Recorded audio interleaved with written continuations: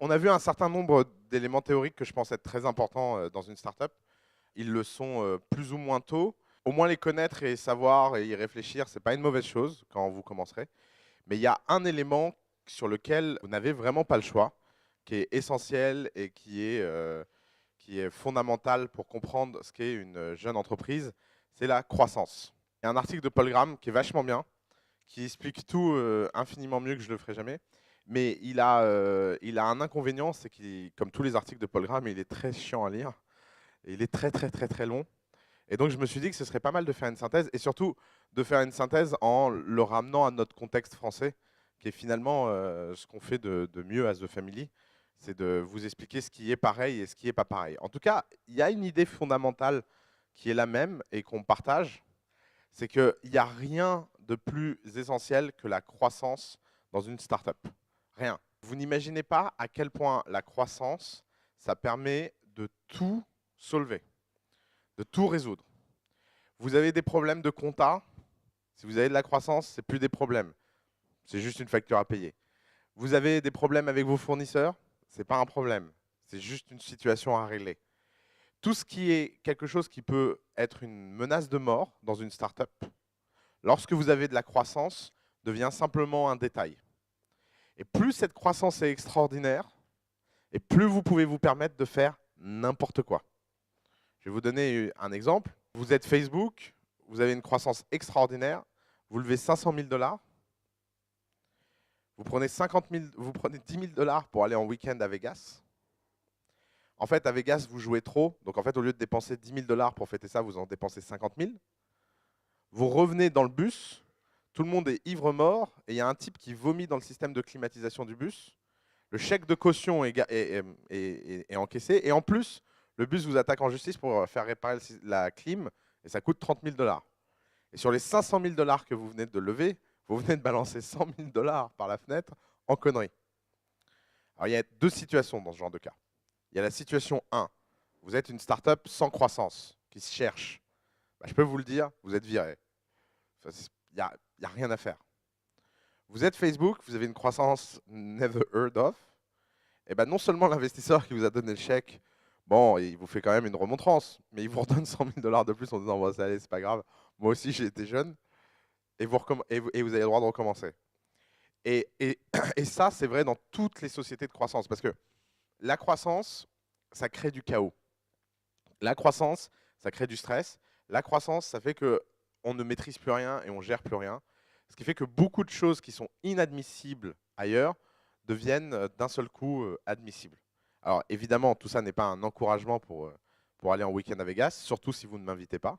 Mais si vous y allez et que vous avez beaucoup de croissance, c'est le genre de choses qu'on peut se permettre. D'ailleurs, il y a un film, il y a une scène dans un film qui me fait mourir de rire parce qu'elle résume vachement bien cette situation. Qui a vu Radio Star? Bah, alors les autres, franchement, regardez-le, parce que je crois que j'ai dû le voir 5 fois, il me fait tellement rire. Mais dedans, à un moment, il y a un comique qui fait un texte et il dit quand on est le numéro 1, on peut tout se permettre. Quand on passe le numéro 2, on ne peut plus rien se permettre.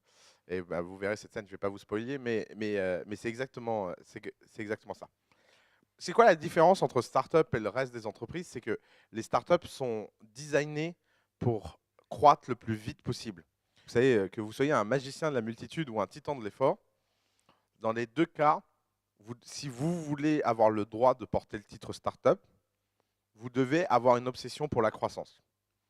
Si vous ouvrez un restaurant et que vous voulez avoir le titre start-up, vous devez avoir comme intention d'ouvrir des centaines de restaurants à travers le monde. Ça doit être quelque chose qui est vraiment intentionnel chez vous et qui est clairement communiqué aux gens avec qui vous travaillez, etc. D'ailleurs, c'est la question de la culture qu'on a vue la semaine dernière. En fait, l'élément numéro 1 et commun à toutes les startups en termes de culture, c'est cette obsession de la croissance. Si vous n'avez pas d'obsession de la croissance, vous n'avez pas de startup. C'est simple. C'est pas très compliqué en fait. Après, encore une fois, vous pouvez très très très bien ne pas avoir envie de faire de startup. Maintenant, entre nous, tout dépend du du genre de lifetime balance que vous voulez dans votre vie, mais faire une startup reste quand même de nos jours le choix le plus rationnel. Parce que vu la situation économique mondiale, faire des business classiques en ce moment, c'est quand même très très très dur. Il y a Thomas Piketty, tiens, petite digression qui est fascinante. Thomas Piketty, alors je ne sais pas si vous connaissez Thomas Piketty, mais c'est un jeune économiste français qui est en train de devenir une star mondiale, qui est en train de devenir nobelisable à cause de son dernier livre sur la croissance mondiale. Et le dernier livre essaie de démontrer l'équation G inférieur à R. G, c'est croissance, R, c'est la rente, c'est le capital. Et il dit, pour la première fois de l'histoire, en fait, pendant très longtemps en économie, on a pensé qu'il y avait une relation G égale R. Que plus il y a de croissance, plus il y a de gens riches dans le monde. Ok. Aujourd'hui, depuis 15 ans, on assiste à un phénomène assez étrange, c'est que depuis 15 ans, depuis la chute du mur de Berlin à peu près, la croissance s'écroule dans le monde, à part des vagues genre 98-2000, et en plus même depuis les années 80, en fait, la croissance s'écroule structurellement, même s'il y a des phases de croissance et de non-croissance. Mais structurellement, si vous regardez la courbe de la croissance économique dans l'Occident, bah, elle est en décroissance. Et pour la première fois dans l'histoire de l'humanité, vous avez G qui est inférieur à R. Ça veut dire que malgré le fait que la croissance ralentit, il y a de plus en plus de gens riches. Et donc ça veut dire que le capital a un rendement supérieur au travail. Ce qui en fait implique, d'après Thomas Piketty, une grande création d'inégalités, etc. C'est sans doute vrai. Mais en fait, l'élément assez amusant que Thomas Piketty ne perçoit pas dans ces données, et d'ailleurs, il y a un prof de Stanford qui lui a répondu là-dessus, c'est de dire, mais en fait, cette situation, elle est due à un phénomène nouveau qui s'appelle l'entrepreneuriat. C'est que les startups, par définition, comme elles sont bâties pour croître, elles peuvent croître dans des environnements à croissance décroissante. C'est-à-dire que lorsque vous êtes dans un environnement comme le nôtre, où il y a une crise économique, si vous faites un business classique, vous avez besoin que le pays vous pousse. Et donc, vous avez besoin que la croissance ambiante et la croissance générale vous poussent. Si vous faites une startup, ah là là, les retardataires, si vous faites une... J'ai toujours rêvé de dire ça quand j'étais prof, parce que moi j'arrivais tout le temps en retard et je me faisais engueuler, mais j'ose pas vraiment le faire en fait. Si vous faites une startup, quelle que soit la croissance ambiante, ça n'a aucun intérêt, puisque ce que vous essayez de pousser, ce n'est pas la croissance ambiante, c'est votre croissance à vous. Si vous avez un restaurant et que ce restaurant performe moyennement parce que les gens vont moyennement au restaurant, c'est une chose. Mais si vous passez de 1 à 1000 restaurants, même s'ils performent moyennement à cause du contexte, vous, individuellement, vous allez performer incroyablement bien parce que vous êtes passé de 1 à 1000 restaurants. Vous voyez ce que j'essaie d'expliquer? Alors que si vous n'en ouvrez qu'un, bah, la banque va vous dire, écoutez, on ne peut pas vous soutenir parce que ça ne va pas, on voit bien que nos benchmarks historiques par rapport aux performances habituelles dans les restaurants, vous êtes en dessous. Or, une banque est capable de vous refuser un crédit parce que vous faites 20% de bénéfices au lieu de 40%. Parce qu'elle a constaté que normalement, les restaurants dans ce quartier faisaient 40%. Après, elle ne se dit pas que peut-être que ces stats sont fausses, peut-être que la condition économique a changé. Mais si même elle a conscience que la condition économique a changé, elle se dit, bon, bah, ça vaut pas le coup, vaut mieux attendre la reprise. Tandis que soutenir quelqu'un qui passe de 1 à 10 restaurants qui font 20% de performance, quelle que soit la performance individuelle, les teams se disent, peu importe. Qu'est-ce qu'on en a à faire? En fait, ce que je veux dire, c'est que justement, en fait, ces jugements moraux sont à côté de la plaque parce que si tout le monde faisait des startups qui faisaient de la croissance, tu aurais des consolidations économiques énormes. Est-ce que tu crois que Google a fini de croître? Mais Google n'a pas fini de croître pour la simple raison, c'est qu'il y a encore 4,5 milliards de personnes sur Terre qui n'ont pas Google. Rends-toi compte de l'échelle à laquelle on parle. Par définition, une société qui ne croît plus, c'est une société qui meurt. Ça, c'est simple. Donc ça veut dire que forcément, les arbres ne touchent pas le ciel, et donc il y a un moment où il y a des problèmes économiques, et ça veut dire qu'il y a un moment, il faut que les sociétés meurent. Aucune société est éternelle. Prenons un chiffre. On va rentrer dans ce débat, comme ça on va faire 2 minutes de philosophie. À votre avis, combien de sociétés qui existent dans les années 60 et gagnent plus d'1 milliard d'euros par an existent encore aujourd'hui en proportion dans le monde? 7. Pour une raison très simple, c'est que perdurer une société à l'infini, il n'y a qu'en France qu'on sait faire ça. Pourquoi? Parce qu'on les sauve avec des aides étatiques. Mais dans les autres économies, elles meurent et elles sont remplacées par d'autres choses. Tout a un début et une fin. Maintenant, la question, c'est que si tu es dans un marché où la performance économique individuelle est en dessous des ratios parce qu'il y a une crise, la seule façon de t'en sortir, c'est d'aller chercher de la croissance dans les marchés où il y a moins de crise. et donc de croître. Et ça, vraiment, c'est pas un. Et c'est ce qui crée de la valeur, et c'est ce qui crée que marginalement, ces groupes-là gagnent plus d'argent. Regarde, prenons un exemple tout bête. Un fast-food, ça fait quoi? Ça fait du 10% de marge. Un McDonald's, ça fait du 40%. Pourquoi? Parce qu'ils ont atteint des tailles d'échelle telles qu'ils arrivent à créer énormément de valeur. McDonald's a rendu plus de franchisés riches en France que n'importe quel autre concept n'a réussi à le faire. Et la fraction de valeur qui est captée par les fondateurs de McDonald's est en fait toute petite par rapport à la fraction de valeur qui a été créée dans le monde pour les franchisés, puisqu'ils ne captent que 2,5% du revenu. Réfléchissez-y. Si un groupe qui fait plusieurs dizaines de milliards par an le fait parce qu'il capte 2,5% du revenu, faites fois 50 et vous aurez le revenu mondial créé tous les ans par McDonald's. Donc forcément, la croissance, c'est quelque chose, c'est un point. Et alors, effectivement, il y a plein de théories de la décroissance, machin. Forcément, dans les startups, c'est l'inverse, quoi, parce que la décroissance dans une startup, c'est la mort. Alors, c'est une des raisons, et alors c'était mon slide d'après, c'était une des raisons qui explique pourquoi la plupart des startups meurent. Les startups meurent pour deux raisons. La première, c'est qu'elles ne trouvent jamais de croissance. Je pense que c'est la majorité des startups que vous ne connaissez pas qui meurent de cette façon, parce que vous n'en avez jamais entendu parler. La majorité de nos startups à nous. Et l'autre majorité de startups qui échouent, c'est les startups qui meurent à cause de leur croissance. Parce qu'il y a des points où en fait la croissance devient ingérable, et il y a des cas très célèbres. Le dernier en date étant Groupon. Groupon qui est en train de mourir sous sa croissance, parce que Groupon n'a pas réussi à gérer sa croissance. Et le fait de mourir sous sa croissance, je pense que c'est l'une des morts les plus, atroces, parce que vous aviez un succès, vous l'aviez dans les mains et vous allez laisser échapper. C'est un peu comme si vous étiez au casino et que vous gagnez 10 millions et vous dites bon allez, je les rejoue une dernière fois et bam, vous tombez à zéro.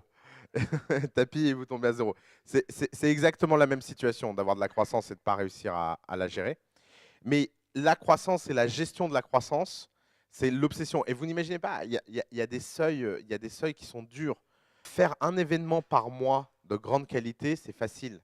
Faire un événement tous les jours de grande qualité, c'est à vous tuer. Par exemple, vous avez Groupon, c'est un cas assez dingue. Leur chiffre d'affaires croît tous les mois et continue de croître. Et leurs revenus continuent de décroître tous les mois. C'est-à-dire plus ils gagnent d'argent, plus ils en perdent. Parce qu'ils n'arrivent pas à gérer l'équation, en fait. Tu vois, en fait, c'est un panier percé, quoi. Plus tu mets d'eau et plus il y a de trous qui se créent dans le panier et tu sais pas ce qui se passe, en fait.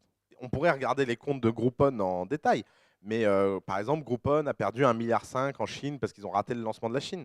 Ils ont racheté trop cher leurs concurrents par rapport à la valeur réelle de leurs concurrents. Résultat, ils ont dû déprécier la valeur de leurs concurrents. Ils ont fait des erreurs de recrutement hallucinantes. Par exemple, Groupon a viré plusieurs fois tous les country managers de zones entières. Tu sais combien ça coûte de virer tous les country managers d'une zone? Enfin, si tu veux pas finir au prud'homme, etc., il faut payer très très cher. Donc en fait, le problème, c'est pas le business. En fait, le business Groupon gagne beaucoup d'argent. Il est très rentable. Le problème, c'est la gestion de ce business-là et la gestion de ses croissances. C'est pour ça que d'ailleurs, il y a des gens qui continuent à mettre de l'argent dans Groupon en disant le jour où on va avoir payé toutes ces dettes, toutes ces conneries et qu'on aura épongé cette putain de situation, ça vaudra vachement le coup. Mais c'est très très dur. Et alors, il y en a d'autres, hein. Il y a des boîtes qui ont géré leur croissance avec une facilité incroyable. Je sais pas, Google, par exemple. Google est vraiment le cas de gestion de croissance exponentielle, super réussi. Et c'est sans doute parce qu'ils ont été chercher Eric Schmidt, qui l'avait déjà fait. Donc, il avait déjà, lui, ailleurs, fait perdre de l'argent à beaucoup de gens. Il avait déjà, ailleurs, fait plein de conneries. Et donc, chez Google, il était super au point, quoi. Quand les mecs disaient, ouais, on va faire ça, ils disaient, ah non, non, non, non, non, non, on va pas faire ça, je vous assure. On va faire comme ça. Donc, tu as les deux extrêmes. Après, je sais pas, des sociétés qui ont eu des croissances difficiles, qui ont failli les tuer, mais qui ont survécu. Facebook. Ouais. Facebook a très, très mal géré sa croissance initiale. Très très mal. Ils ont failli. Je vais donner un exemple tout bête. L'architecture logicielle de Facebook avant Hip-Hop. Alors Hip-Hop, c'est leur nouveau langage enfin, c'est un truc qui convertit le PHP en C++ pour que ça aille plus vite. Leur coût de serveur était 92% plus élevé qu'après Hip-Hop. Et ça a failli les tuer. Parce qu'en fait, leur revenu par utilisateur était croissant, mais leur revenu par utilisateur était croissant moins rapidement que leurs dépenses par utilisateur. Ce qui fait que tous les mois, le gouffre entre les deux, ça faisait ça, tu vois. Et à un moment, ils ont lancé Hip-Hop et bam, la courbe s'est inversée et ils ont vachement bien géré. Mais ça a été vachement courageux de leur part de faire une migration d'architecture pareille. Et je ne sais pas si tu imagines, mais tu es une boîte, à cette époque, Facebook est une boîte de 3000 personnes ou 4000 personnes, je ne sais plus combien ils sont actuellement. Mais, et en fait, tu as toute la vie de ta boîte qui tient dans les mains de 5 ingénieurs qui sont en charge de ce projet.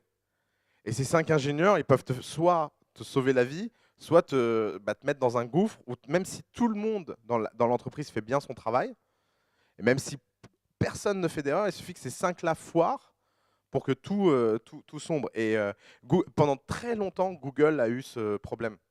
Pendant très longtemps, il y avait un secret chez Google, c'est que le revenu par utilisateur était asymptotique et le coût par utilisateur était exponentiel. Et tout le monde se demandait quand est-ce que les deux courbes allaient se croiser. Et c'est pour ça que beaucoup de gens n'ont pas cru en Google pendant longtemps. Et ils ont fait des avancées technologiques énormes, comme Bigtable ou ce genre de choses, qui ont complètement renversé la face et qui fait que maintenant le coût par utilisateur est asymptotique. Asymptotique, c'est une asymptote et hop. Et pourquoi? Parce qu'en fait, il y avait des problèmes structurels à gérer des tailles de milliards d'utilisateurs que personne n'arrivait à résoudre et personne n'arrivait à appréhender avant que ce soit fait. Mais la croissance pose des problèmes énormes à tous les niveaux. Il y a des problèmes techno, il y a des problèmes de recrutement. Ça dépend dans quel business tu es. Si tu prends un business comme Facebook, ah tiens, une autre. Ah, alors là, c'est un super exemple que vous connaissez tous. Quelle boîte a failli mourir sous une croissance mal gérée? Starbucks. Starbucks, c'est l'histoire d'un type qui crée une boîte, qui a une croissance extraordinaire, qui la vend, qui vend la boîte, qui part en vacances, et 3 ans après, quand il revient, elle est au bord de la faillite. Il rachète la boîte pour un tiers du prix qu'il l'a vendue, il la reprend et il la restructure, et aujourd'hui, Starbucks, est-ce que vous connaissez, il l'a introduit en bourse et il a dit qu'il ne la lâcherait plus jamais. Mais si tu prends le cas de Starbucks, le problème de croissance a été 3 choses. Ça a été des mauvais achats real estate, mauvais format de quoi, qu'est-ce qu'on achète. Il faut savoir que les business de restauration, en fait, sont des business immobiliers. Vous croyez tous qu'en fait, dans la restauration, ce qui est important, c'est ce qu'on sert à manger aux gens. Mais en fait, 80% du coût dans la restauration, c'est l'emplacement, où il est, comment il est. Parce que les gens rentrent dans un Starbucks parce qu'ils passent devant, hein. Ils ne rentrent pas dans un Starbucks parce qu'ils ont vu une campagne. Si vous imaginez qu'il y a un Starbucks je sais pas, à Porte de Chantilly, et vous vous dites ah, j'ai vu cette pub à la télé, ça a l'air génial, Starbucks, on va prendre le métro pour y aller. Non, ça n'arrive pas. Enfin, et donc, en fait, ces business-là sont des business immobiliers, ça pose problème. En fait, Starbucks et McDonald's, leur grand secret, c'est qu'en fait, ils achètent les emplacements dans une ville. Ensuite, ils les louent aux franchisés et ça leur permet de rembourser la dette qu'ils ont prise. Et donc, le franchisé n'est pas propriétaire des murs, mais McDonald's Real Estate l'est. Et en fait, c'est des structurations financières immobilières. C'est-à-dire que derrière McDonald's, derrière le marketing ou derrière Starbucks, en fait, c'est des opérations immobilières extraordinaires. Et donc, Starbucks a failli mourir sous une mauvaise croissance immobilière. Il y en a d'autres, hein. Alors, Starbucks, oui, 3 problèmes. L'immobilier, le recrutement. Je ne sais pas si vous je sais pas si vous êtes client régulier Starbucks, mais en 2 ans, la qualité des serveurs, elle a changé du tout pour tout. Il y a 2 ans, quand vous rentriez dans un Starbucks à Paris, c'était le bordel. Les gens n'étaient pas bien à leur place. Ils étaient très très mal formés parce que c'était des franchisés très indépendants. Ça a été complètement repris en main. Maintenant, toutes les personnes reçoivent une formation obligatoire, etc. C'est beaucoup plus fluide. Il n'y a qu'à voir le nombre de cafés servis par jour. Vous pouvez regarder ça dans le rapport annuel Starbucks, c'est assez marrant.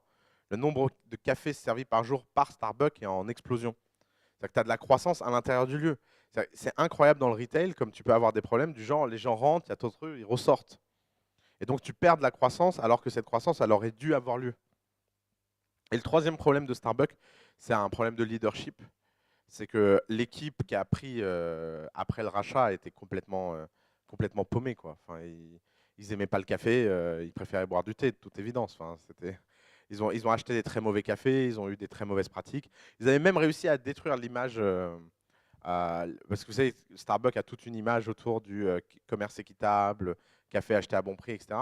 Les mecs, ils avaient quand même réussi à casser ça, qui était quand même un fondement en disant, mais je comprends pas pourquoi on achète. Il y a un contrôleur de gestion qui avait dit, je comprends pas pourquoi on achète le café si cher. Moi, j'ai trouvé un producteur là, il nous fait un tiers du prix. Bon, raté.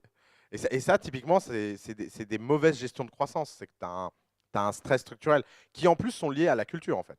Pourquoi Starbucks croît, c'est aussi parce qu'il a une culture très particulière. Autre chose, alors ça, je vous l'ai déjà dit. Donc, la question qu'on peut donc se poser, c'est comment faire pour croître gros et vite. Et alors là, il y a une confusion que font beaucoup d'entrepreneurs. C'est de croire que pour croître vite, il faut être gros. Et que pour croître vite, il faut commencer gros. Et là, c'est toutes les histoires de lancement, de PR, de je sais pas quoi. Aucune start-up dans le monde se lance, parce qu'elle a un lancement réussi ou une campagne de presse réussie. Ça n'existe pas. Il y en a qui le font et se rendent compte que ça ne sert à rien, même si elles l'ont réussi et elles font ce qu'il faut après. Mais de toute façon, ces questions de lancement et ces questions de « Ah, on va avoir un truc et donc on va prendre le marché d'un coup », ça n'existe pas. Toutes les startups qui croient, et vraiment sans aucune exception, c'est une croissance organique. Elles ont au préalable une croissance organique réelle et elles ont une croissance organique qui démarre de quelque chose de tout petit et d'insignifiant.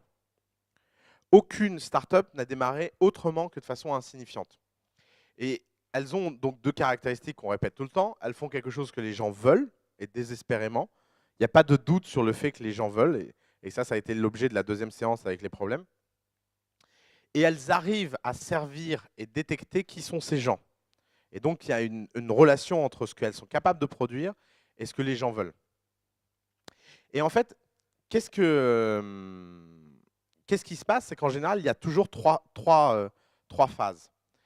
La première phase, c'est que vous allez avoir une période initiale qui est toujours très dure, qui peut être très longue. On voit des choses déprimantes. Hein. Enfin, ça dépend de votre niveau de détermination, mais la pire chose à faire, c'est de vous lancer en vous disant, voilà, alors là, je lance ce produit, dans 6 mois, il est sur le marché, dans 12 mois, je lève des fonds, et dans 18 mois, voilà, c'est bon, c'est fait.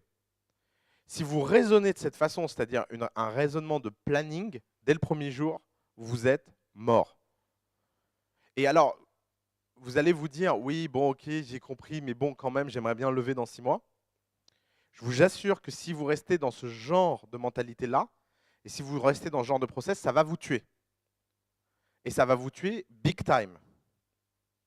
Pour une raison très simple, c'est qu'une startup, c'est un enchaînement de milestones réussis, ce n'est pas un enchaînement de timeline réussi. Quand vous avez des ressources dans un grand groupe, vous faites du planning. Pour une raison très simple, c'est que vous avez une question d'allocation des ressources dans le temps.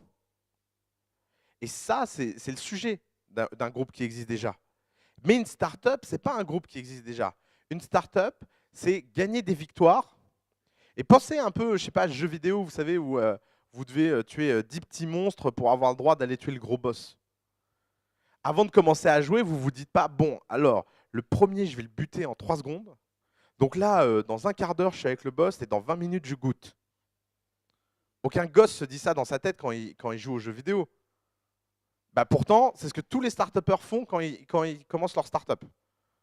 Ils mettent leur petit planning et ils se disent, alors là, je pense qu'il faut 12 mois produits.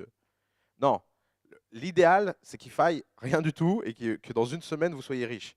Si vous ne vous mettez pas dans la mentalité que dans une semaine, vous avez réussi, alors évidemment, vous ne prendrez pas une semaine, mais si vous ne vous mettez pas dans cette mentalité-là, et que donc vous faites tout ce qu'il faut tous les jours pour le faire, bah vous n'allez pas avancer en fait. Vous allez stagner. Et vous allez faire ce que font, j'allais dire tous les entrepreneurs de famille, j'allais être vraiment là d'entre dur parce qu'ils commencent à être éduqués. Mais ce que font tous les entrepreneurs qui ne sont pas à The Family en fait. Ce que font tous les entrepreneurs qui ne sont pas à The Family, ils commencent leur boîte le jour de leur échec. C'est-à-dire que c'est toujours la même histoire. Ils ont 18 mois devant eux. Et ils se disent, bon, bah voilà mes étapes pendant 18 mois. Puis au bout de 18 mois, ils ont glandé, ils ont attendu que ça arrive. Puis il n'y a rien. Et au bout de 18 mois, c'est la panique. Ils se disent, putain, il ne me reste plus qu'un mois de chômage. Bon, bah qu'est-ce que je peux faire? Mindy. Euh, Voilà, c'est dit. Les mecs, ils sont venus en m'expliquant qu'ils allaient passer des machins. Rien du tout. Il restait plus que 4 semaines Ils pouvaient plus vivre que 4 semaines. Ils étaient à la rue, ils dormaient sur le sol les uns des autres. Enfin, c'était la galère totale. Et ben, c'est là où ils ont vraiment commencé leur boîte.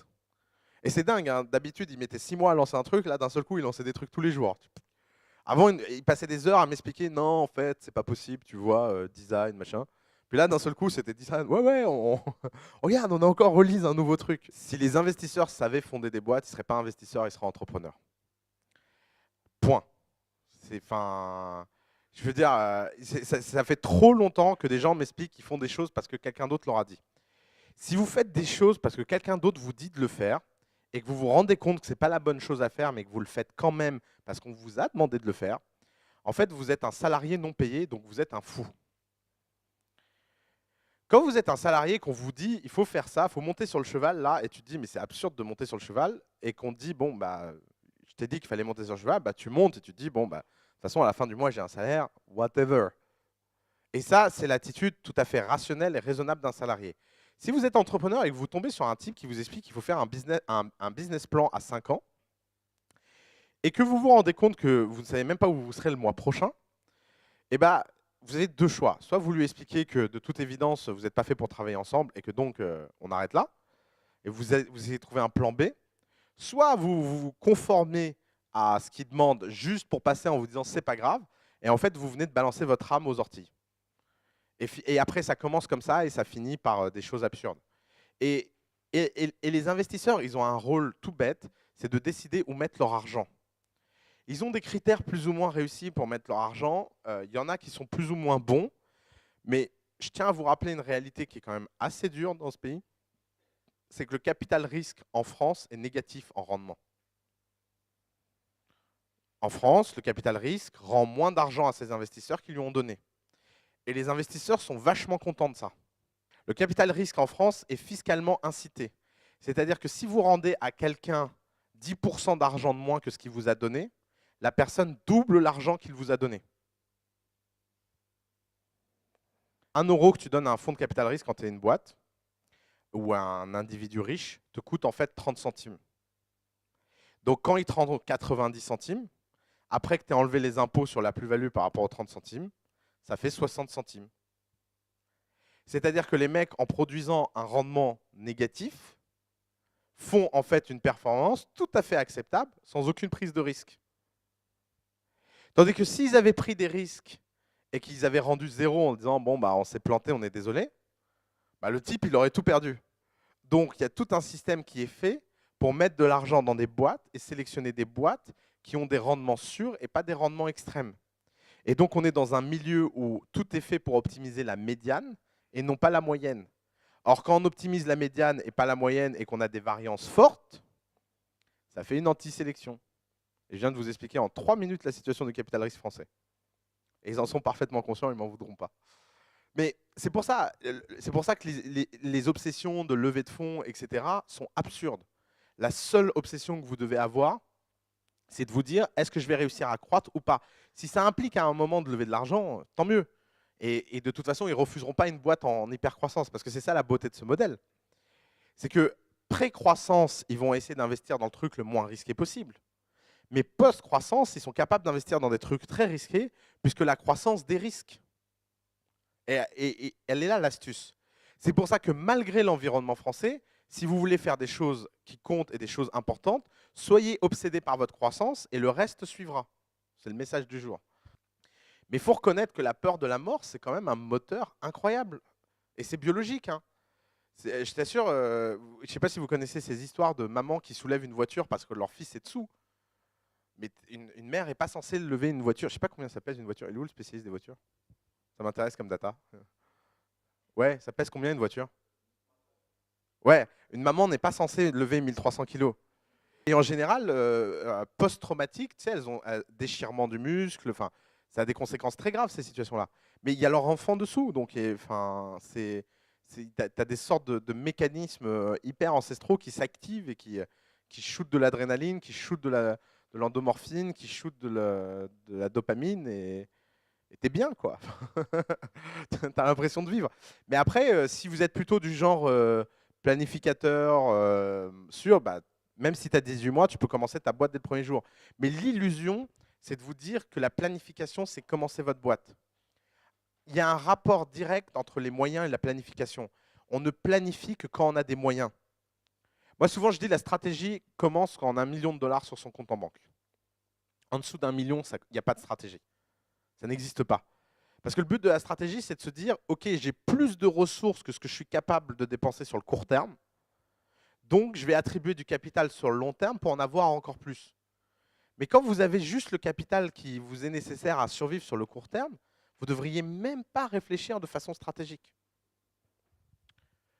Bon, on continue. Première phase, phase plus ou moins longue. Je pense que le record d'une boîte, c'est Airbnb, 38 mois.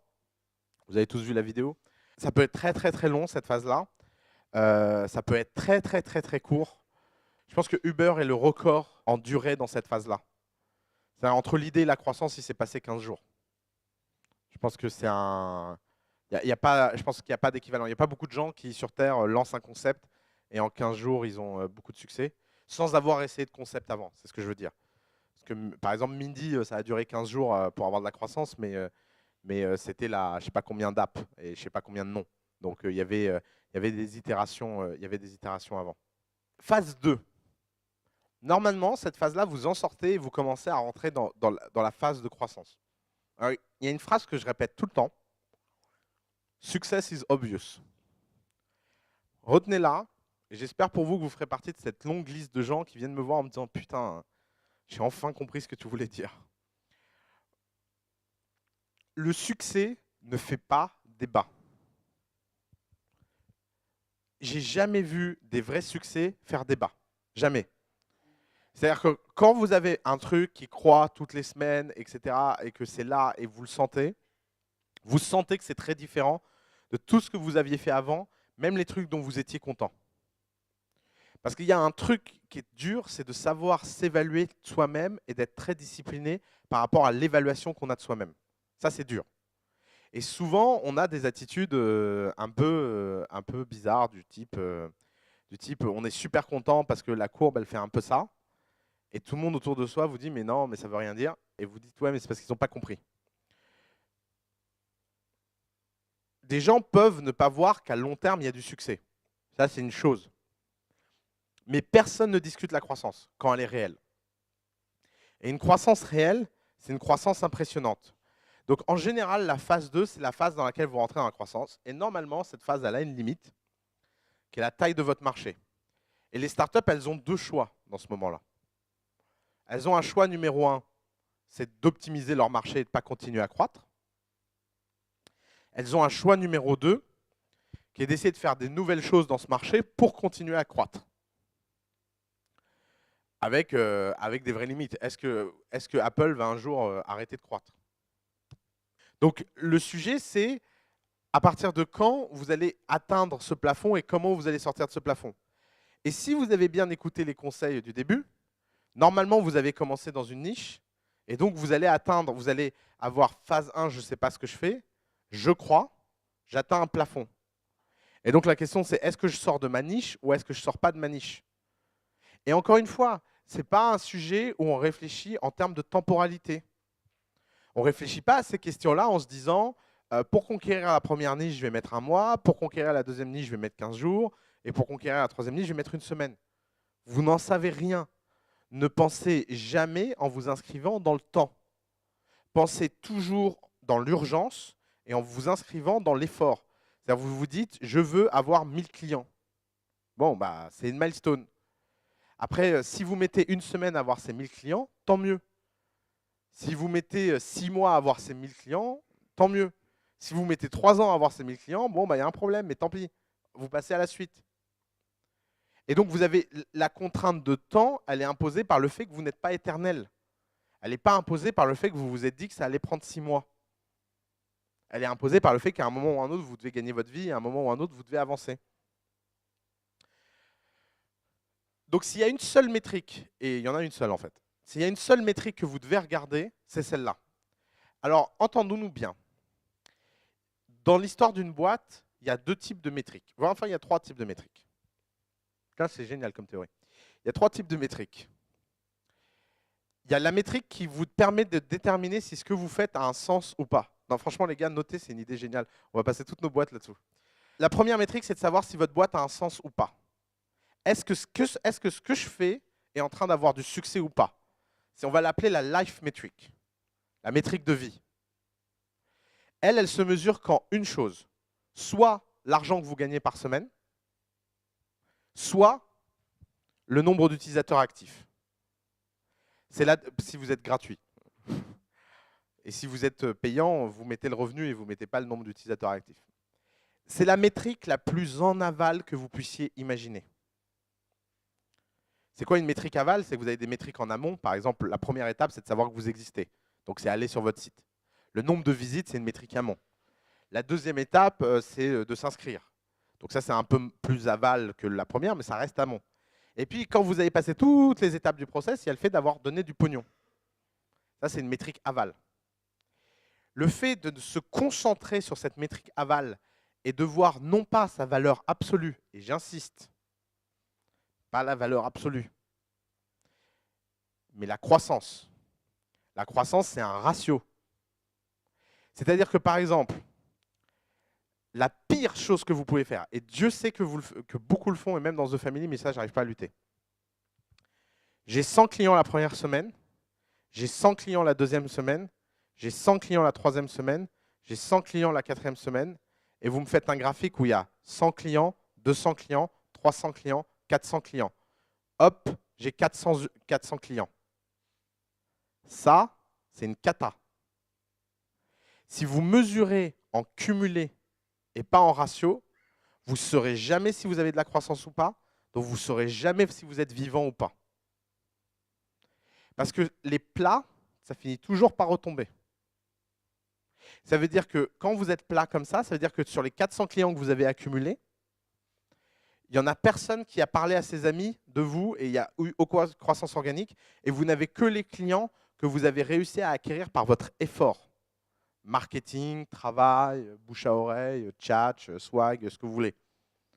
Alors c'est génial, il en faut. Je ne suis pas en train de vous dire de vous mettre derrière un ordinateur et d'attendre que le truc tombe.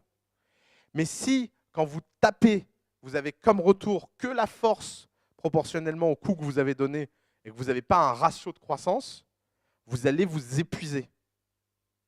Et il est là le truc. Le truc, c'est qu'en fait, vous êtes en train de vivre un épuisement prématuré. Et donc, il y a des cas où on est sans croissance. Je ne suis pas en train de vous dire que si vous découvrez qu'en fait, vous avez 0% de croissance, vous êtes mort. Non. Si vous avez 0% de croissance, vous devez être sacrément inquiet. Vous devez être en alerte maximale. Vous devez être en DEFCON 5. Il se passe un truc. Il y a un problème. Donc ça, c'est la première étape. C'est la première métrique, c'est la life métrique. La deuxième type de métrique, c'est les métriques d'optimisation. Si vous avez une métrique en aval qui explose, toutes vos métriques en amont explosent. Vous n'avez pas besoin de les regarder. Mais pour que les métriques en aval explosent, il faut que les métriques en amont, vous les connaissiez. Donc ça, c'est toutes les métriques, par exemple, taux de conversion, nombre d'inscrits, enfin, les métriques classiques que vous connaissez. Ces métriques-là vous permettent, quand vous avez une mauvaise métrique en aval, de découvrir où se passe le problème. Et donc, vous ne regardez ces métriques qu'à une seule condition, c'est que votre croissance ralentit. Quand vous avez un moteur qui va bien, vous n'ouvrez pas le capot pour voir ce qui déconne. Par contre, quand vous appuyez sur la pédale, il n'y a pas d'accélération, bah vous allez ouvrir le capot en vous disant, je ne sais même pas ce qu'est une voiture, j'arrête ma métaphore pourrie. Là. Vous voyez, si je parle l'injecteur, non, ouais, je perds toute crédibilité, bon, raté. Mais vous voyez l'idée. L'idée est là. L'idée, c'est qu'il faut absolument ne regarder ces métriques-là que si vous avez un problème. Et vous avez un troisième type de métriques qui sont le kiss of death d'une startup, c'est les vanity métriques. Les vanity métriques, c'est les métriques que vous donnez à la presse. Je vais vous donner une vanity métrique. Bon, ça reste entre nous, les gars. Vous voulez la vanity métrique absolue dans The Family? Le nombre d'apply. Ça fait 1 an que je me demande s'il n'y a pas un type qui va comprendre l'arnaque sur ce nombre-là. On a un nombre d'apply qui est incroyable. Et en plus, depuis que Jean est arrivé chez nous, il est en croissance constante. Et avec nos vidéos, il est en croissance constante. Et donc, on exprime à tout le monde, voilà le nombre d'apply qu'on a, il est incroyable. Et quand les VC viennent dîner à la maison et qu'ils entendent notre nombre d'apply, ils sont en crise cardiaque, quoi. Mais c'est pas possible. Alors qu'en fait, on a tout fait pour enlever toutes les barrières à l'entrée. Il n'y a pas de dossier, vous envoyez un email.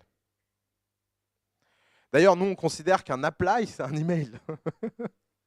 Vous imaginez pas le nombre de mecs qui nous écrivent en disant « Ouais, c'est cool ce que vous faites. J'aimerais bien, moi aussi, faire une start-up. Vous pensez que je peux venir dans The Family ?» Et les mecs, ils n'ont pas d'équipe, ils n'ont pas d'idée, ils n'ont pas de... N'importe où ailleurs, s'ils avaient vu un dossier où il fallait répondre à ces questions-là, ils n'auraient pas apply. Donc, structurellement, notre nombre d'apply est en croissance fabuleuse. Mais je peux vous dire un truc, c'est que, jamais en interne, on serait content de ce nombre d'apply réellement. Ce n'est pas quelque chose qui me touche. Et la seule obsession qu'on a, c'est combien de startups de qualité et combien de startups ambitieuses sont créées à Paris et nous ont rejoints en termes de pourcentage. C'est que moi, je vois le nombre de startups bonnes qu'il y a dehors et je me dis, putain, on en a à peine 1% à l'intérieur de The Family. Qu'est-ce qu'on fout? Vous voyez, ça, c'est ma métrique aval. Et donc, au milieu, j'ai des métriques d'optimisation. Bon, bah, mon offre de service n'est pas encore assez à la hauteur. J'ai tweaké. Et en ce moment, on a de plus en plus de startups matures qui nous rejoignent. Pourquoi? Parce que notre offre, avec le nouveau lieu, notre offre de service commence à être à la hauteur de ce qu'eux ont besoin. Mais vous voyez la logique? Est-ce que ça veut dire que je ne vais pas jouer la terreur avec ma vanity métrique dehors en disant « Ouais, on n'a je sais pas combien d'apply par jour, alors comptez sur moi pour le faire ». Parce qu'il n'y a jamais aucun fait qui sera un obstacle à une bonne histoire. Pour le dehors. Mais le problème, c'est qu'il ne faut pas croire ces faits en interne. Il ne faut pas que ça vous ramollisse, les vanity métriques.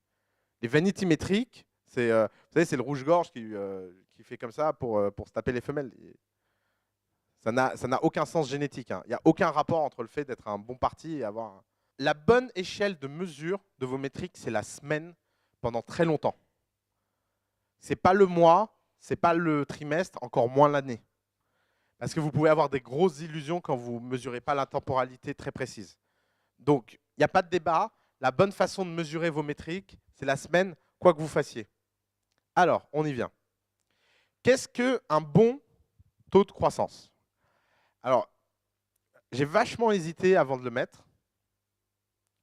Paul Graham dit « Good growth rate is 5 to 7% a week ». Les meilleurs, ils atteignent 10% la semaine. Et si vous avez 1%, il y a un problème. Et alors, je vais vous expliquer pourquoi j'ai beaucoup hésité. J'ai beaucoup hésité parce que Y Combinator est un environnement plugué dans la vallée qui est le moteur de croissance le plus réussi du monde. Vous prenez n'importe quoi, vous le mettez dans Y Combinator, et il croît beaucoup plus vite que quand il était en dehors de Y Combinator, forcément. C'est leur métier. Nous, on a vu l'effet Algolia. Algolia est passé d'une croissance qui était plutôt bonne et dont on était contente à une croissance exceptionnelle. Il y a eu un effet d'échelle. Alors, est-ce qu'il faut dégrader les chiffres par 20%, 30%, 40%? J'en sais rien. Parce que j'ai été regarder les métriques des meilleures boîtes chez nous. Et en fait, les meilleures boîtes chez nous finissent par croître à ce rythme-là. Donc, on va le formuler dans ce sens-là.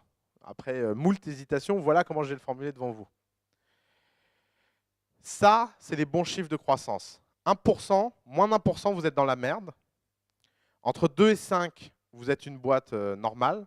Entre 5 et 7, vous êtes une boîte exceptionnelle.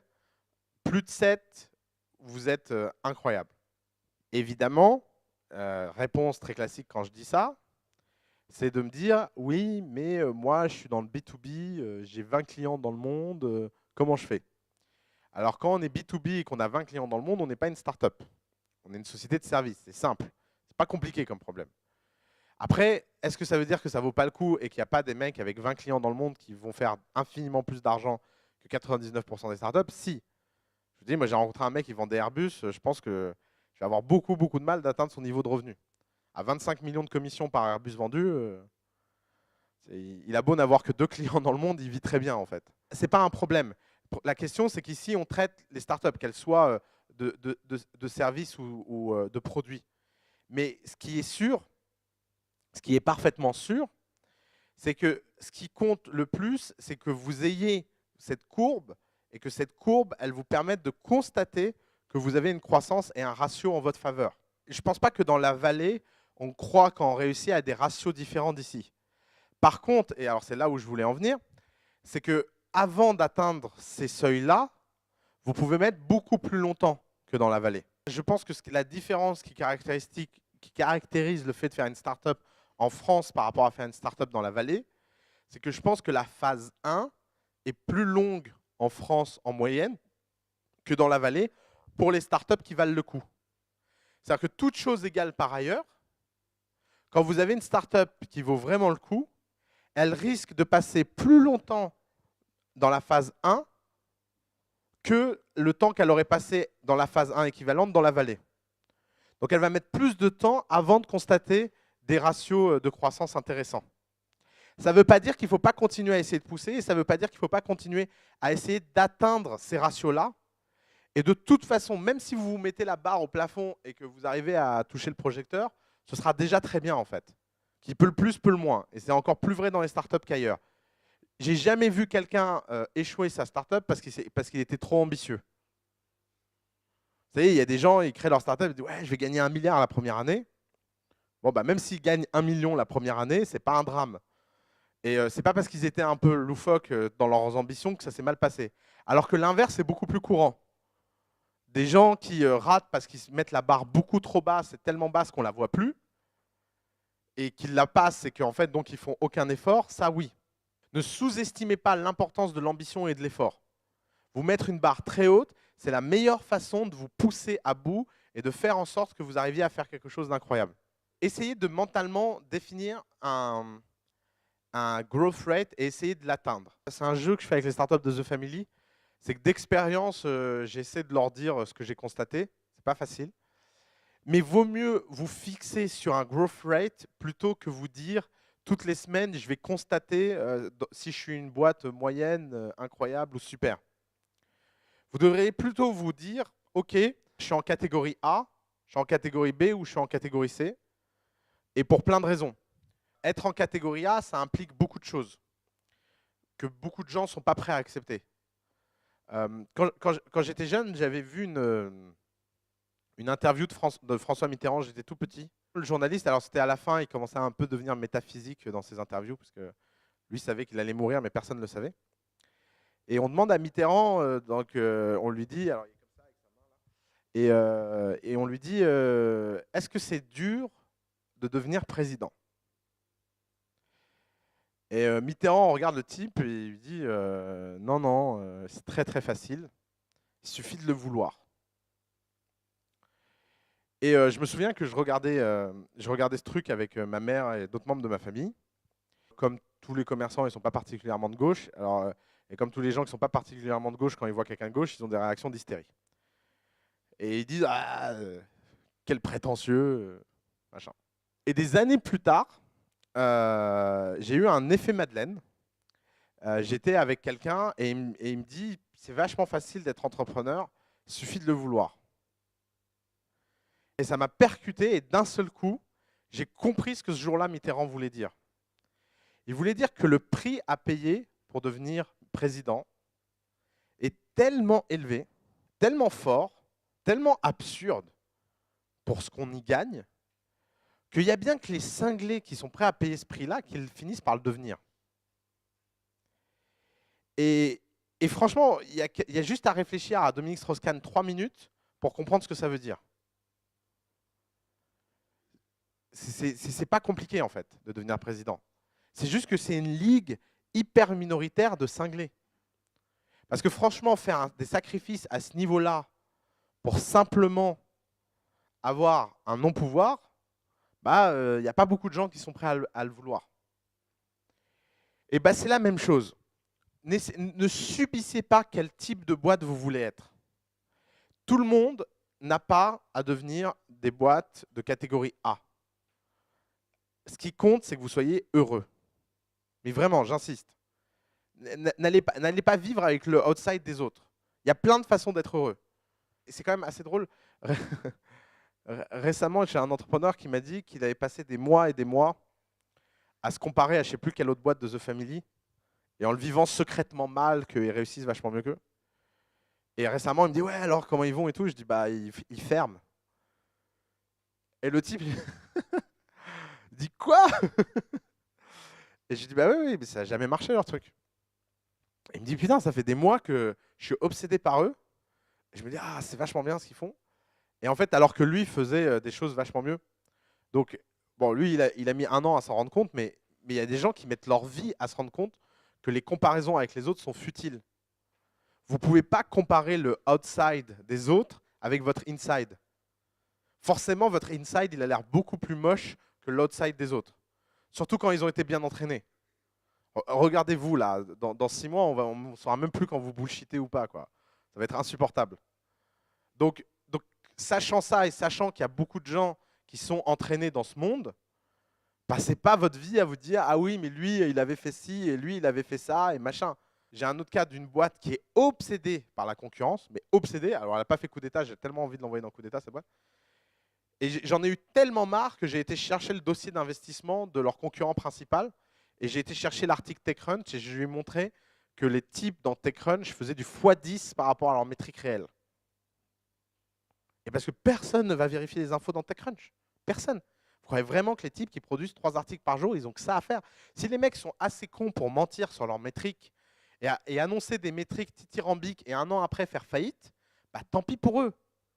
Et je vous conseille vraiment un truc, ne mentez pas, parce qu'il n'y a rien qui a l'air plus con que des types qui vous annoncent « Ouais, on fait 20% de croissance de revenus par semaine », et que en fait, les types font rien. Ça finit toujours par savoir. Alors, vous êtes content sur le coup parce que vous avez votre article TechCrunch, vous êtes content sur le coup parce que tout le monde a peur, mais à long terme, ça ne paye pas.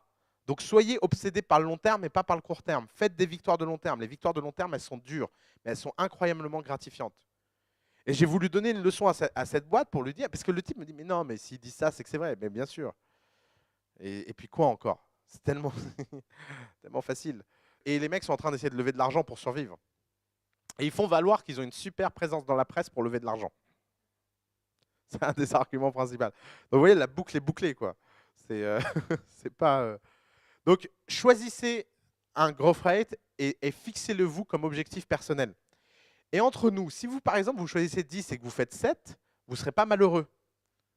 Mais la pire chose, c'est de pouvoir faire 7 et parce qu'on a choisi 3, de ne faire que 3.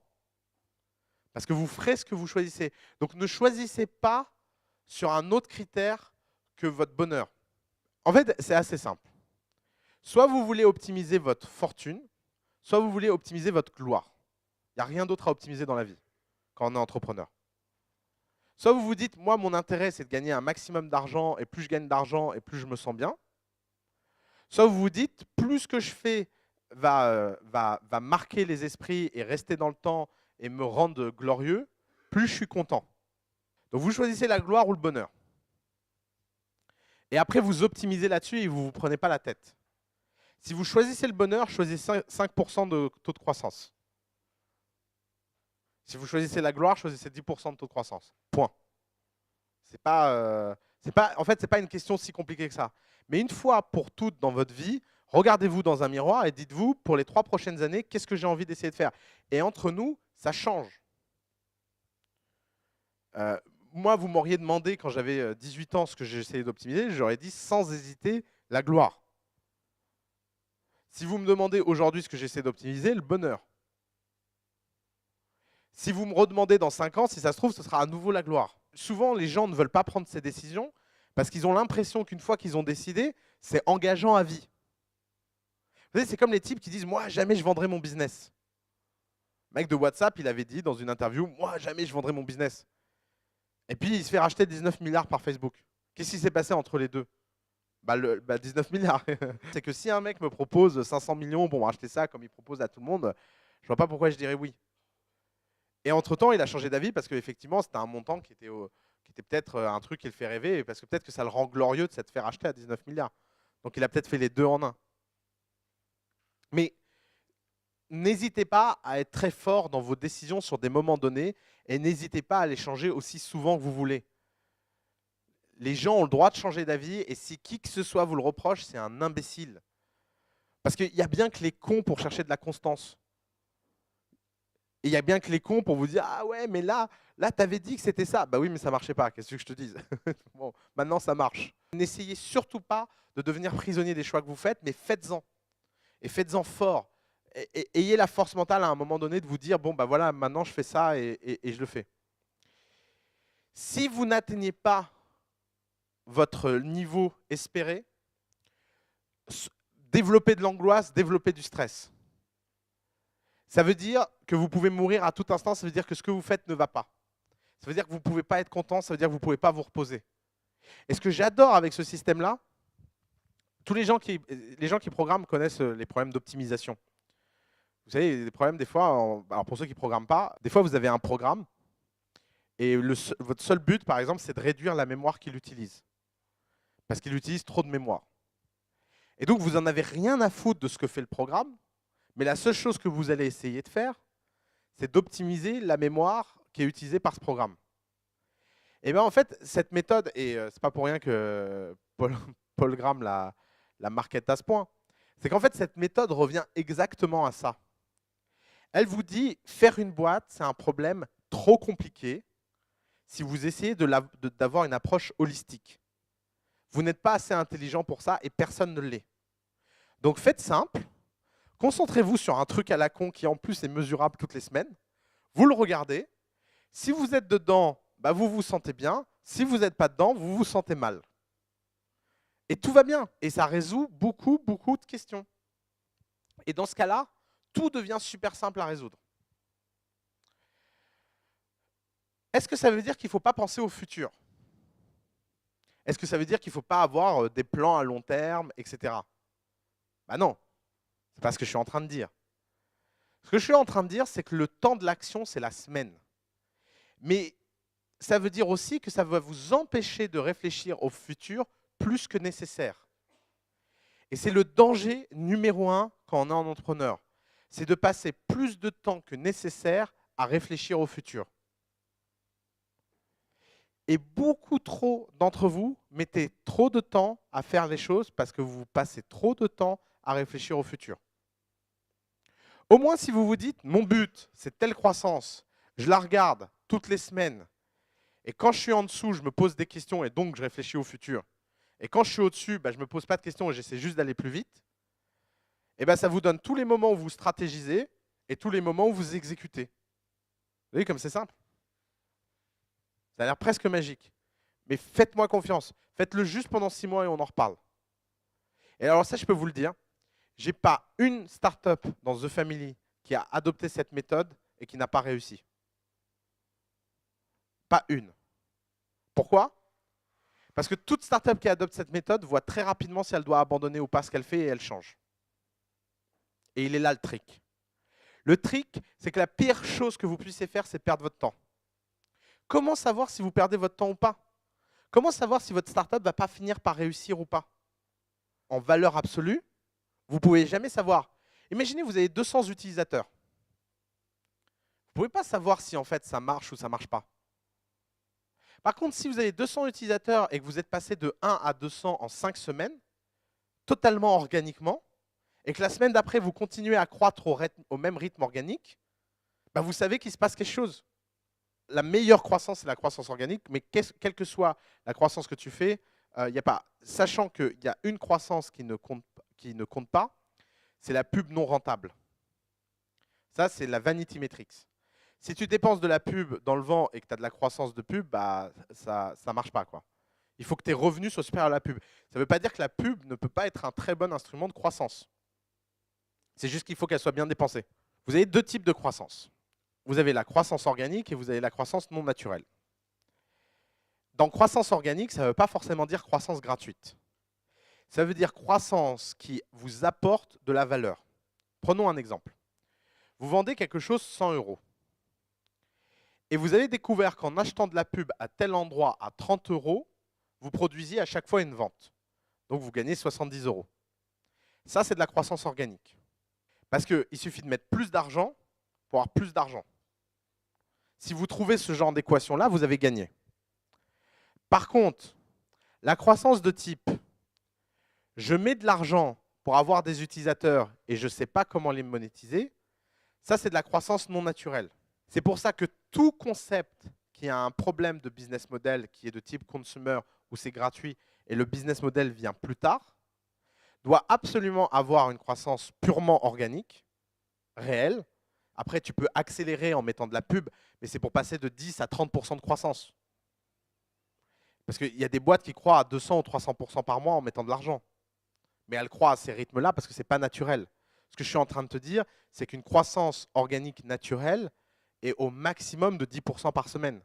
Elle ne peut pas être beaucoup plus. Si elle est beaucoup plus, enfin, c'est le Saint Graal. Mais si tu constates ces niveaux de croissance, il ne faut pas que tu mettes d'argent. Mettre de l'argent, c'est pour aller encore plus vite. Mais si par exemple, tu obtiens 10% de croissance juste en ayant mis de l'argent et que tu n'as pas de rendement sur cet argent, tu as un problème. C'est clair? Je pense que 9 fois sur 10, quand vous pensez à de la stratégie, vous perdez votre temps. Il ne faut pas planifier. Ne planifiez pas. Et les excuses du type, on m'a demandé de planifier.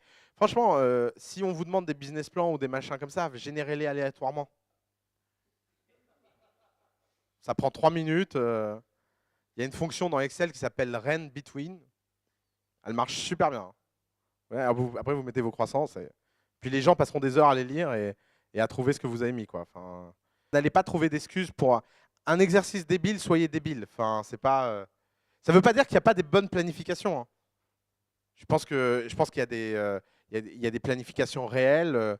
Quand Airbnb a fait sa dernière levée, ils ont fait un modèle financier et un Excel assez extraordinaire. C'est pas pour rien. C'est parce qu'ils ont beaucoup, beaucoup de data et qu'ils mettent beaucoup, beaucoup d'argent. Et que donc, ils ont un rendement sur la planification qui est extraordinaire. Autre avantage de cette méthode. Pourquoi tout à l'heure, de façon très provocative, j'ai dit toutes les startups de The Family qui ont adopté cette méthode fonctionnent? Parce qu'il s'est passé un truc très simple avec les startups qui ont adopté cette méthode, c'est qu'elles ont changé d'idée beaucoup plus facilement que celles qui ne l'ont pas adoptée. Et c'était là où je voulais en venir. Vaut mieux avoir une boîte. Imaginez que votre vision initiale, c'est A. Et que A ne croit pas et vous trouvez B qui croit à 10% par semaine. Et bien, vous pouvez écrire l'équation B est mieux que A. Point. C'est-à-dire que si vous voulez absolument démontrer que vous avez raison, vous avez perdu. Si vous n'êtes pas capable de jeter des mois et des années de travail à la poubelle, vous avez perdu. Si vous n'êtes pas capable de ne rien valoriser d'autre que le succès réel, vous avez perdu. Toutes les autres explications, toutes les autres excuses, tous les autres points du type « Ah ouais, mais en fait, j'ai fait ça parce que un jour, peut-être que… » Dès que vous commencez à entendre ces refrains-là, vous savez que vous avez perdu. Dès que vous commencez à dire « Oui, mais en fait, là, on a fait le produit, mais on n'a fait aucun… » Alors, juste un truc, par pitié, ne jamais venir me voir en me disant « J'ai fait le produit, mais j'ai fait aucun marketing. » Jamais sortir cette phrase devant moi. Je vous jure, dans ma tête, à chaque fois, j'imagine un marteau et que j'explose le type. Je vais vous dire pourquoi je ne supporte pas cette phrase. Je ne la supporte pas pour 3 raisons. Première raison, j'ai envie de vous dire qu'est-ce que vous avez foutu alors? C'est quoi cette idée que vous avez fait votre produit sans essayer de le vendre? Sur quelle planète, en 2014, on se cache encore? Deuxième chose, si vous pensez avoir besoin de l'argent pour que votre truc commence à prendre, c'est que votre truc ne prendra jamais. Il n'y a aucun concept sur Terre qui a un produit parfait et que les gens ne sont pas enthousiastes, à petite échelle. Et pourquoi? Parce qu'encore une fois, c'est une confusion entre volume et efficacité. Parce que les gens voient des petites boîtes qui ont des tout petits volumes. Si par exemple, vous venez me voir et vous me dites, voilà, j'ai parlé à 2 potes de mon produit. Si vous êtes My Little Paris, My Little Paris, elle a envoyé sa newsletter à 50 personnes. Puis ces 50 personnes, ils en ont parlé autour d'eux à 2 ou 3 personnes. Puis elle est passée à 55, puis à 100, puis à 1000, puis à 10 000, puis à 100 000. Maintenant, imaginez version My Little Paris, entrepreneur moyen. Je fais la plus belle newsletter du monde que j'envoie à mes potes. Et mes potes me disent « Ouais, elle est super ta newsletter, elle est incroyable, elle est géniale, je l'adore. Vraiment, bravo pour le travail. » Et vous passez des semaines et des semaines et des semaines et des semaines et des semaines à refaire la newsletter. Et puis, au bout d'un moment, vous dites « C'est bon, la newsletter, c'est réglé, le produit, c'est réglé. Maintenant, il me faudrait de l'argent pour faire connaître cette newsletter. » Vous voyez le problème? C'est que forcément, si elle était si bien que ça, la newsletter, il y aurait des gens qui courraient pour la voir et vos amis l'auraient envoyée à tout le monde. Sauf que ce qu'ils vous ont dit, c'est ouais, c'est cool, pas mal, ouais, vachement bien. T'as raison de lutter contre le chômage à ta façon. Et faites très attention au feedback des gens. La plupart des feedbacks des gens, c'est ça. C'est pas un feedback réel. Le seul vrai feedback réel, c'est quand vous avez des gens qui parlent à d'autres gens. Et donc, vous voyez là l'enjeu. L'enjeu, prenez vos premiers... Si vous avez 200 utilisateurs et que ces 200 personnes ont parlé à une personne qui elle-même parle à une personne, bah oui, ce sera très lent au début, mais le jour où ça va s'accélérer, il va y avoir un tipping point incroyable. Par exemple, je ne sais pas si vous avez remarqué à quel point nos vidéos étaient dures à trouver. Vous avez remarqué? Elles ne sont pas sur le site. Enfin, moi, ça me fait vachement rire quand les gens viennent me donner comme conseil. Ouais, tu sais, tu devrais mettre les vidéos sur ton site. Ah ouais? Ça, c'est marrant, j'y avais pas pensé. No way. Tu veux dire avec moi que si les vidéos étaient sur le site, j'aurais plus de vues? Non. Pourquoi on a fait ça? Parce qu'on a voulu mesurer la croissance organique réelle des vidéos. Les vidéos, elles sont sur un channel qui s'appelle même pas The Family. Ça s'appelle Startup Food. Et la seule chose qu'on a voulu vérifier depuis le début, c'est qu'est-ce qui se passe si on met des vidéos de nos cours en ligne en termes de croissance. Au début, les vues, elles n'étaient pas du tout impressionnantes. On a mis 1 an pour atteindre 100 000 vues. Et bien là, on vient de mettre 1 mois pour atteindre 150 000. Vous voyez ce que c'est une courbe? Et maintenant qu'on sait que ces vidéos ont de l'intérêt, et maintenant qu'on connaît les meilleures vidéos en termes de croissance, on va prendre les 5 meilleures vidéos, celles qui ont le plus plu, celles qui ont été le plus regardées, c'est-à-dire non pas par vanité juste le plus cliqué, mais vraiment celles qui ont le plus de valeur. Et vous allez voir, on va les marketer, on va mettre de la pub, on va les envoyer à tout le monde, et on va leur donner une puissance et un souffle que vous n'avez jamais vu. Mais pourquoi? Parce que maintenant, on a une information certaine sur lesquelles 5 mettent le plus d'argent parce qu'elles ont le plus d'impact. La mauvaise méthode, c'était de foutre des vidéos et de les bombarder sur tout le monde et de faire chier tout le monde alors qu'on n'avait pas encore vérifié leur qualité. Vous voyez l'intérêt de la croissance naturelle et de la croissance organique? Alors forcément, il faut avoir un an devant soi. Il faut avoir du temps et surtout, il faut passer son temps à faire les choses bien. Qu'est-ce qui se passe quand les gens essaient de ralentir en mettant des mots de passe, des early access, des machins? C'est qu'ils font tout pour surtout pas se confronter à l'opinion. Ça ne veut pas dire qu'on aurait dépensé, ça veut pas dire qu'on n'aurait pas dépensé énormément en pub. Il y a encore une autre différence. Et c'est pour ça que l'histoire de maintenant j'ai fait le produit, il faudrait faire du marketing, m'énerve.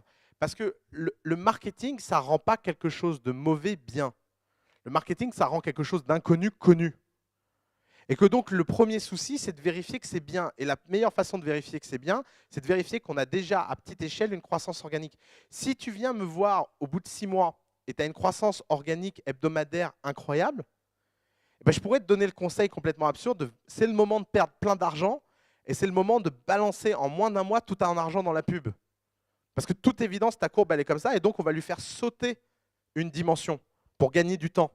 Regardez à quel point la notion de gagner du temps, dans ce cas-là, est réelle. Parce que tu as une courbe comme ça, et donc pour atteindre ce point-là, tu as besoin de couper là, de faire artificiellement de la pub pour sauter d'un point à l'autre. Et donc ta courbe, au lieu de faire ça organiquement, elle fait comme ça, puis elle recontinue. On a invité le CEO de Branchout là, pour le prochain Growth Hacker. Branchout, c'est le cas typique du mauvais marketing. 24 millions d'utilisateurs. Bah, c'est facile. D'ailleurs, j'ai hâte de voir s'il va dire l'histoire réelle ou pas. Parce que moi, j'ai tous les emails. Donc, ça va vachement m'amuser s'il va vraiment témoigner sur ce qui s'est passé dans Branchout. Branchout, c'est un type qui a trouvé une martingale de pub sur Facebook et de spam sur Facebook magique. Mais vraiment magique. Passer de 0 à 24 millions d'utilisateurs. Combien d'utilisateurs actifs? 0. Qui a installé Branchout? Ok, 5, 6. Qui utilise Branchout? 0. Dites-vous que la croissance, c'est le test d'idée absolue. C'est ce qui vous permet de savoir où votre idée se situe par rapport à la réalité. Juste réfléchissez à ça. Rien ne sert de commencer gros, il suffit de partir avec de la croissance. Oussama Hamar, 2014.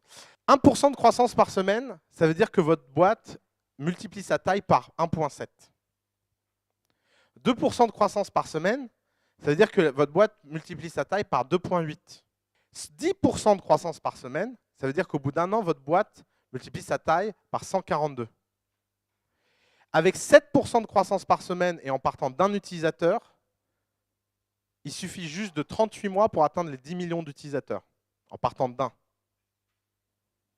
utilisateur. Parce qu'en fait, les premiers mois sont les plus longs. Et c'est ça le problème. C'est qu'au début, quand on part de 1 et qu'on fait 7% de croissance par semaine, bah, il faut 7 semaines avant d'atteindre 2. Au début, c'est un peu lent. Mais le jour où tu atteins un tipping point, bah, ça explose en fait. Alors évidemment, la question, c'est comment tu maintiens cette croissance post-tipping point. En général, c'est aussi le moment où ça ralentit. Espérez pas faire, on ne peut pas faire 7% de croissance à l'infini. Sinon, on a des milliards de gens. Donc ça, forcément, il y a des moments qui ralentissent. Mais ça, c'est pour vous démontrer que commencer petit, ce n'est pas une mauvaise chose. Regardez, 1000 utilisateurs sur votre bêta privée et vous faites une croissance organique de 10% par mois, ça fait 142 000 utilisateurs au bout d'un an. Et vaut mieux avoir 142 000 utilisateurs actifs que 1 million d'inscrits dont vous ne connaissez même pas le nom. Ça, c'est vanity métrique. En plus, ça vous permet d'aller dans la presse et de dire que vous avez 1 million d'utilisateurs et d'être content en interne parce que vous en avez 142 000. Donc, tout ça boucle bien. Un des points, et c'est, je pense, le point fondamental, c'est que on n'a pas un cerveau qui est fait pour penser la croissance et l'exponentielle. Notre cerveau pense le linéaire. C'est biologique. Il faut vraiment vous faire violence pour réfléchir comme ça. Pourtant, ça vaut le coup de, une fois pour toutes, de vous faire violence. Et l'une des meilleures façons de vous faire violence, c'est de faire ce que j'appelle le tableau prédictif. C'est que vous prenez votre chiffre initial, vous prenez votre croissance par semaine, vous le mettez d'avance dans un tableau sur 3 ans, et toutes les semaines, vous mettez le chiffre réel que vous avez obtenu pour voir à quel point vous êtes au-dessus ou en dessous de ce chiffre-là. Et ça vous conforte dans l'idée que dans 3 ans, ça vaut quelque chose. Parce que la pire chose quand vous passez de 5 à 20 utilisateurs en 4 semaines, qui n'est pas un mauvais résultat, c'est de vous dire, mais putain, mais qu'est-ce que je suis en train de foutre? J'ai 20 pecnos qui utilisent mon truc. C'est forcément déprimant, sauf si vous êtes protégé par le fait qu'à long terme, vous avez quelque chose d'incroyable. Et que donc, vous êtes bien dans vos chiffres. Donc ça, c'est de la planification intelligente. Parce que c'est une planification qui vous donne une structure, un repère, et qui est facile à générer. Ça prend 5 minutes montre en main. Pourquoi être obsédé par la croissance? Parce que la croissance résout tous les problèmes. Tous. Elle en pose plein, mais initialement, dans la première phase, ça résout tous les problèmes. La croissance, ça vous dit quand est-ce qu'il faut embaucher ou pas. Dès que structurellement, vous n'arrivez plus à gérer votre croissance, il faut embaucher. C'est simple. Pas besoin d'avoir de planification d'embauche.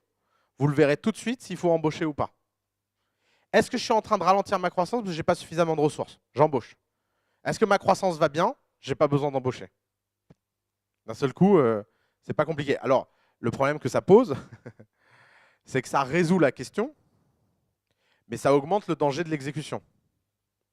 Parce que si vous avez besoin d'embaucher, il faut embaucher bien. Vous voyez, c'est que ça sort les problèmes de la théorie pour les faire rentrer dans la pratique. Ça enlève leurs difficultés théoriques, mais par contre, ça maintient leurs difficultés réelles. Et de toute façon, une boîte ne vit que par l'exécution. Vous savez, il y a des gens qui disent « Ouais, j'ai besoin de brainstormer pour savoir si là, je dois recruter ou pas. » En fait, c'est de la connerie. Il y a pas besoin, vous n'avez pas besoin d'advisor pour ça. Un advisor peut vous dire « Bon, bah, lui, c'est plutôt un bon candidat parce que j'ai travaillé avec lui. » Ça sert à ça, un advisor. Un advisor, ça ne sert pas à déterminer si c'est le moment de recruter ou pas. Les data déterminent si c'est le moment de recruter ou pas. Donc la croissance résout ces questions fondamentales. Est-ce que je suis prêt à recevoir un investissement ou pas? Pareil, la croissance résout ce problème. Quand vous êtes dans la croissance, vous négociez votre levée de fonds.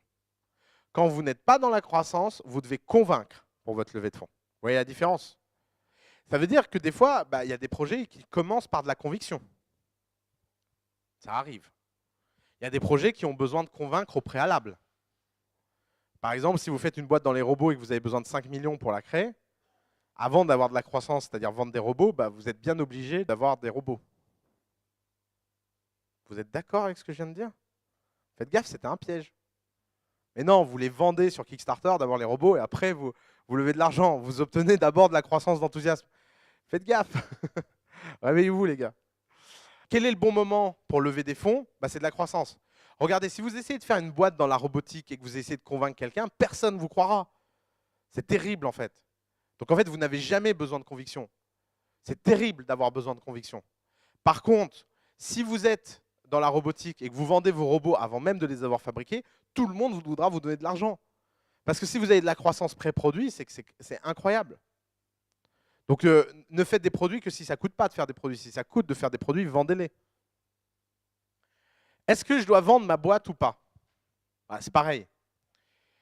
Une boîte, ça ne se vend pas, ça s'achète. Si vous essayez de vendre votre boîte, vous allez avoir beaucoup, beaucoup de mal. C'est très dur. Il faut faire de la conviction, il faut limite arnaquer le type. C'est comme ça qu'on vend une boîte. Tandis que quand on a de la croissance, tout le monde veut l'acheter. Forcément. Ça a de la valeur, la croissance. La croissance représente une menace. Pourquoi Instagram a été acheté? Pour sa croissance. Pourquoi WhatsApp a été acheté? Pour sa croissance. Pourquoi Oculus Rift a été racheté?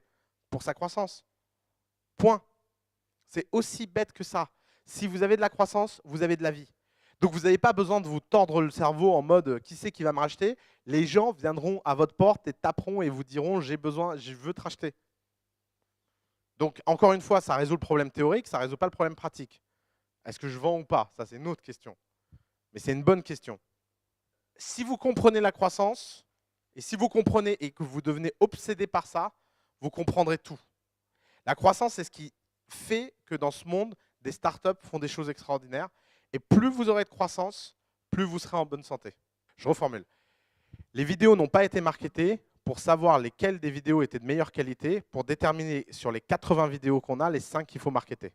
Le marketing, c'est l'accélération. Tu vois, pour passer de 100 000 à 1 million de vues, là, au rythme où ça va, il va falloir 1 an de plus. La life metric, c'est ce qui dit si votre projet il existe ou il n'existe pas. Un projet, tu peux savoir s'il existe ou s'il n'existe pas qu'à partir du moment où tu vends un truc.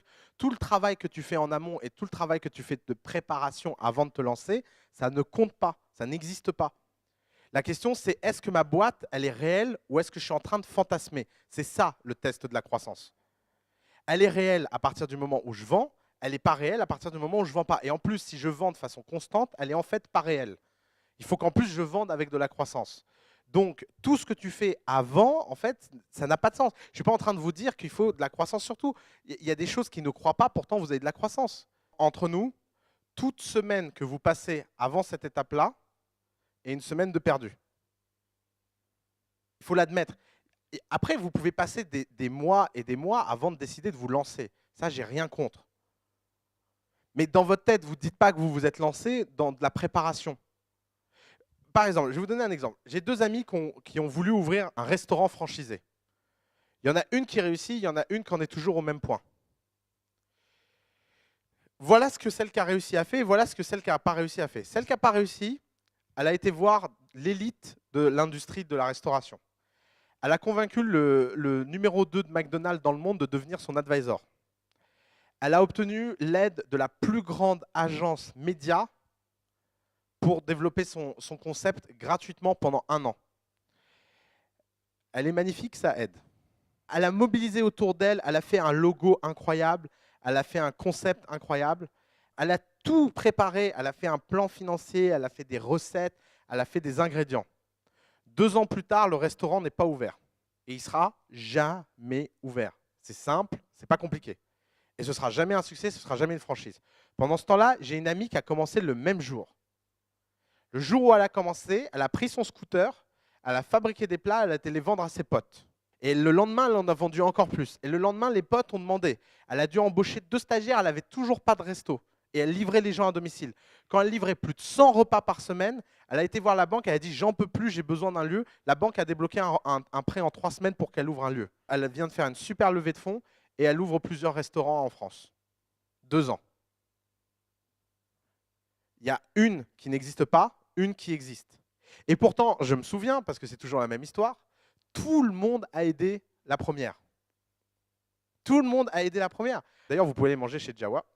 Quand les gens voyaient Stéphanie avec son truc à aller faire des courses chez les gens, tout le monde se foutait de sa gueule. Et tout le monde soutenait l'autre dans ce putain d'incubateur. Et tout le monde était à fond en mode ouais, putain, elle a le numéro 2 de McDonald's avec elle. Ah, tu m'étonnes, il veut se la taper. Non mais. Sans blague. T'es en train de me dire que ce type a accepté d'avoir un rendez-vous avec toi, je suis super surpris. Franchement, ces histoires d'equity contre. Sauf à être dans un truc hyper consumer où ta cible est allée massivement à la télé et qu'M6 s'accorde à te donner un GRP beaucoup plus fort que le GRP que tu pourrais te payer toi-même en levant du capital. Parce que c'est ça le problème. Les mecs te disent on t'offre l'équivalent d'1 million d'euros de pub. Bah ok, je lève 1 million d'euros et j'achète 1 million d'euros de pub. Ça vaut beaucoup mieux que d'obtenir 1 million d'euros de pub. Quand tu regardes les ratios qu'ils appliquent, ils ne sont pas si extraordinaires que ça. Parce que le problème, c'est qu'en interne, ils ne peuvent pas dégrader leur rentabilité. Ils ne sont pas cons, les mecs. Donc ça crée un désalignement d'intérêt terrible. En plus, résultat, tu as l'équivalent d'1 million en equity, mais tu n'as pas le service comme si tu avais payé 1 million. Parce qu'ils passent leur temps à te dire ouais, on t'a rendu service, sans nous, tu serais rien. Alors que quand tu lèves 1 million et que tu viens acheter 1 million, le type à l'entrée, il te tire les pompes. Donc il faut faire vachement attention avec ces histoires-là. C'est vraiment, vraiment, vraiment très dangereux. D'ailleurs, moi, je connais personne qui a accepté ces trucs-là qui ne le regrette pas. Allez, à bientôt.